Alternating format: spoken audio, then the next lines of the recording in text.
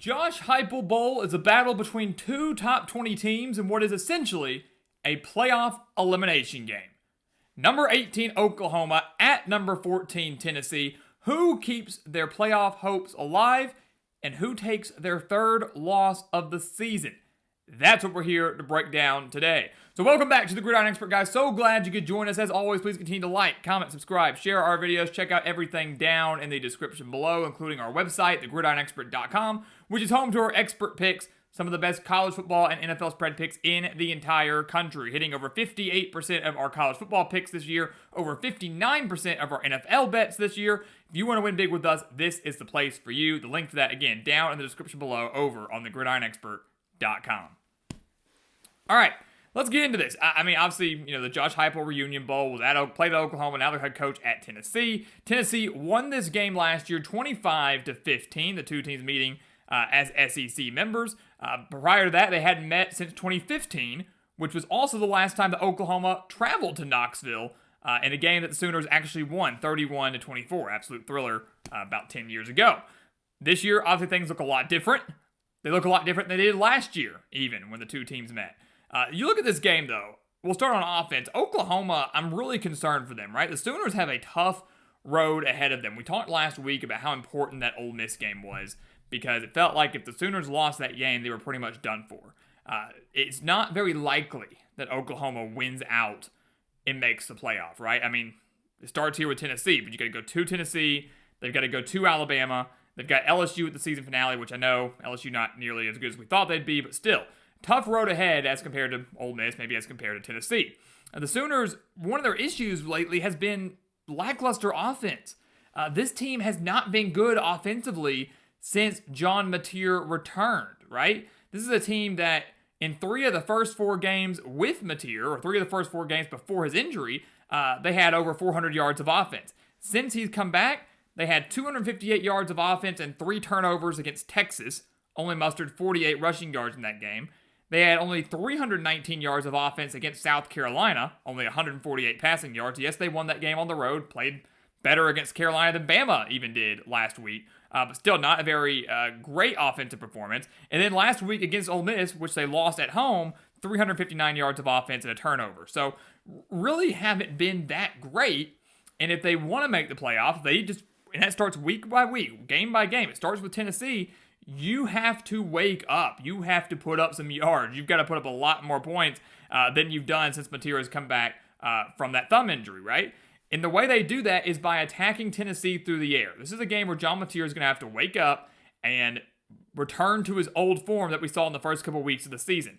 They're averaging, Oklahoma, over 246 passing yards per game.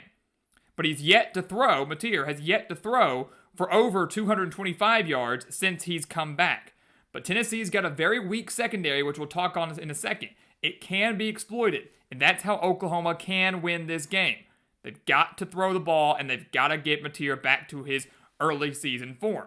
You start at Tennessee. Obviously, the Volunteers have a fantastic offense, a number 3 ranked offense in the nation, averaging over 510 yards per game. 321 of those are coming through the air. That also is good for third in the nation.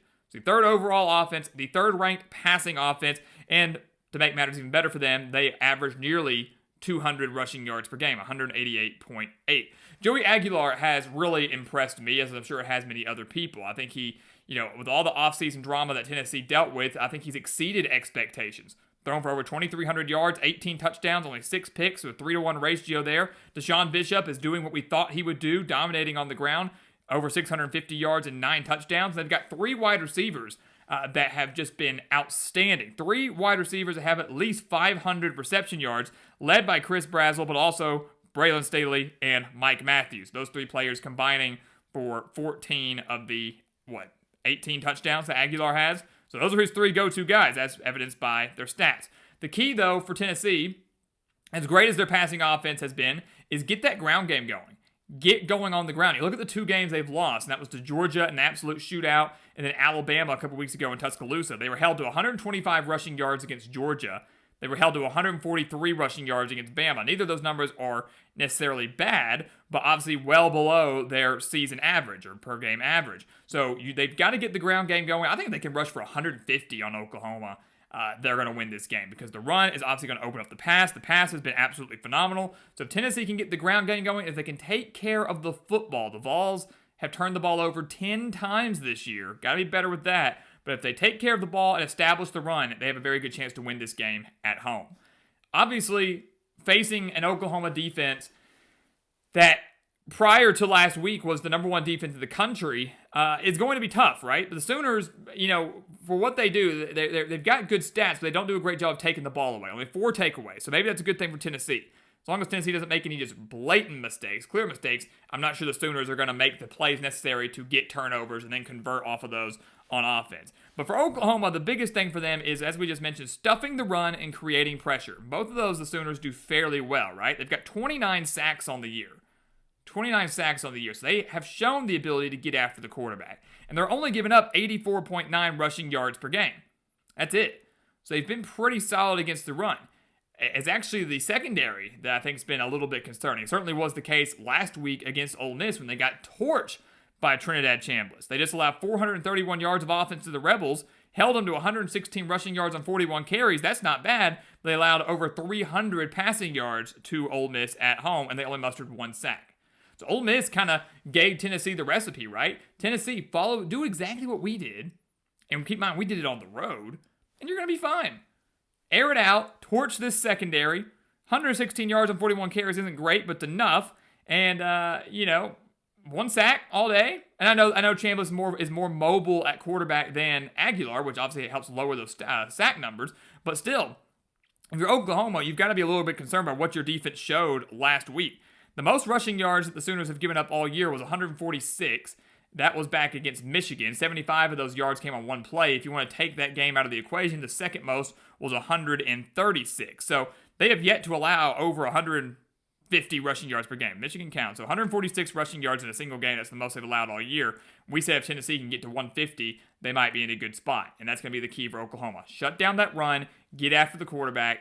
That's how you win this game. And obviously pray that your secondary plays a lot better. But making sure Tennessee's one-dimensional, that's how you typically beat this Josh Heupel-led team. The Volunteers defensively have not been great. And we mentioned that when we talked about Oklahoma's offense. We said, look, you want to win this game, you've got to torch them through the air. John Mateer's got to return to form, and maybe he can do that because Tennessee's secondary is just that bad. They're giving up 30.9 points per game, number one. So that's first and foremost. Teams are scoring pretty much at will against Tennessee.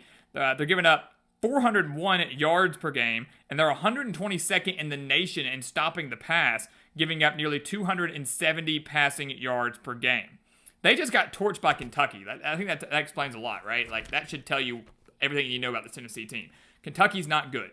They don't have a great quarterback. They don't have a great team as a whole. Tennessee, yes, won that game 56-34, 56 points because Kentucky's defense is horrible. But against the Wildcats, Tennessee gave up 346 passing yards and 5 passing touchdowns. If Kentucky even had a sliver of defense, the Wildcats maybe win that game. They also threw a pick 6 in there as well. So, Tennessee doesn't know how to stop the pass. It's been proven they can be exploited. Arkansas torched them on the ground a few weeks ago. Ty Simpson had a solid day against them. Kentucky had a very solid day against them. Their pass rush is decent. They've got 25 sacks on the year. Oklahoma's given up 17. So maybe they can get after John Mateer. But obviously he has the dual threat capability as well. The ability to get outside the pocket, extend plays, whether he's buying himself more time or taking off and running. So you've got to make sure Mateer doesn't torch you through the air. And you got to make sure that if you put pressure on him, you get him down or force him to throw it away. You cannot allow him to improvise and create something out of nothing. So this game defensively comes down to Oklahoma stopping the Tennessee run. That's the biggest thing. And it comes down to Tennessee stopping the Oklahoma pass, which really hasn't been that great since John Mateer returned. This is an interesting game. I'm not saying the winner of this game, by no means is the winner of this game a lock for the playoff, but more than likely the loser of this game plays themselves out of contention, right? It would be their 3rd loss of the year. They've both got some tough tests the rest of the way. Tennessee's still got to play Florida, which I know isn't great, but still got to play Florida. They've still got to play Vanderbilt. As we mentioned with Oklahoma, they've still got to play Alabama and LSU. So tough roads ahead for both these teams. The loser most likely out. The winner stays alive for another week. At the end of the day, and what I think could be a high-scoring game, I'm going with Tennessee. I'm going with the Volunteers. It's I think for me, it's pretty clear. I picked Oklahoma back in the preseason. I'll tell you that. I picked Oklahoma back in the preseason to win this game.